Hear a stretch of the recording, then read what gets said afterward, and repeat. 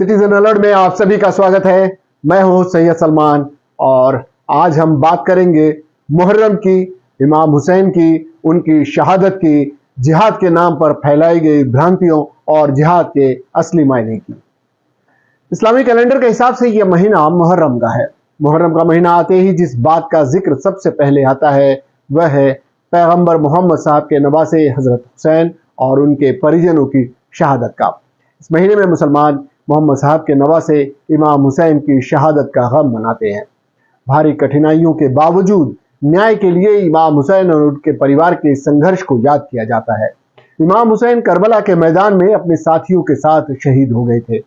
शिया मुस्लिम पूरे मुहर्रम माह को पूरी शिद्दत के साथ मनाते हैं।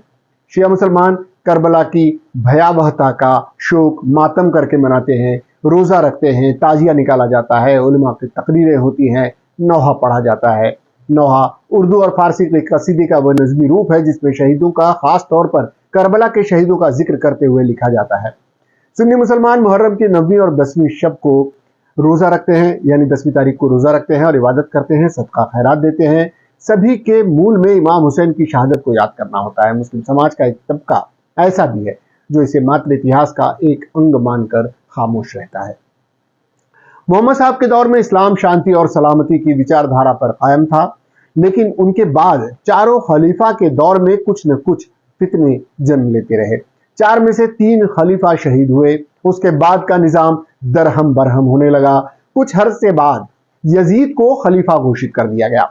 इतिहास गवाह है कि तानाशाह होना किसी सिद्धांत और विचारधारा से बंधा नहीं होता। यजीद ने भी इस्लाम की मूल भावना से हटकर अपना निजाम कायम करना चाहा।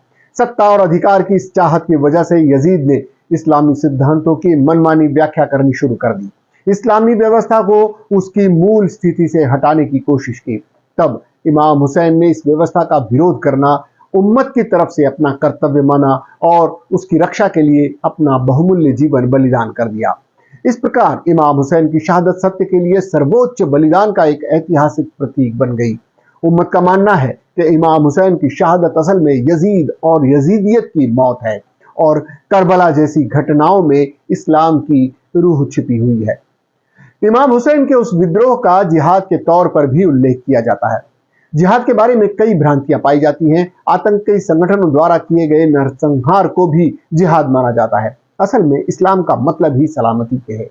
इस्लाम में जुल्म, ज्यादती, कत्ल और आतंक की कोई जगह नहीं है। कुरान में साफ तौर पर लिखा है कि दीन में कोई जबरदस्ती नहीं। धर्म के नाम पर हर शख्स आजाद है।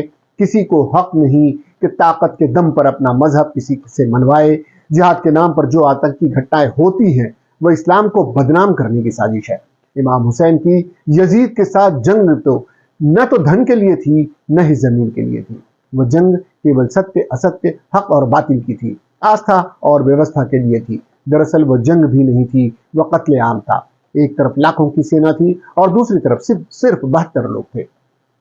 महिलाओं और दूध पीने वाले बच्चों पर जुल्म और हिंसा की कभी न भूलने वाले दर्दनाक वाकये को आज की जिहादी मानसिकता से जोड़ना सरासर अन्याय है। वह लड़ाई संख्या बल में कमजोर लोगों द्वारा हक की खातिर एक बातिल तानाशाह के खिलाफ थी।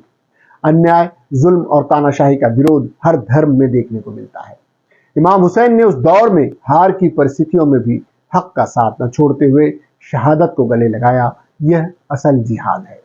मजलूम का साथ देना जिहाद है, नेकी करना जिहाद है, अपने नफ्स को मारना जिहाद है, अपनी इंद्रियों पर काबू रखना जिहाद है, अपने मन की दुर्भावनाओं, बुरे विचारों, शैतानी हरकतों को मारना जिहाद है, आध्यात्मिक रूप से परिपक्व होना जिहाद है। इमाम हुसैन की शहादत ऐसे कई आध्यात्मिक जिहाद की सीख देती है। इमाम हुसैन की शहादत सिखाती है कि सत्य भले परेशान हो लेकिन पराजित नहीं होता। अगर यजीद की बात इमाम हुसैन मान लेते तो सत्य का स्वरूप ही बदल जाता, लेकिन उन्होंने अपनी शहादत देकर पूरे विश्व में सत्य को पहुंचाया। शहादत का जाम पीकर सत्य का परचम लहराने वाले इमाम हुसैन से पूरी दुनिया को सबक लेने की जरूरत है। फिलहाल के लिए इतना ही। इसके बाद भी खबरों और कार्यक्रमों का सिलसिला जारी रहेगा।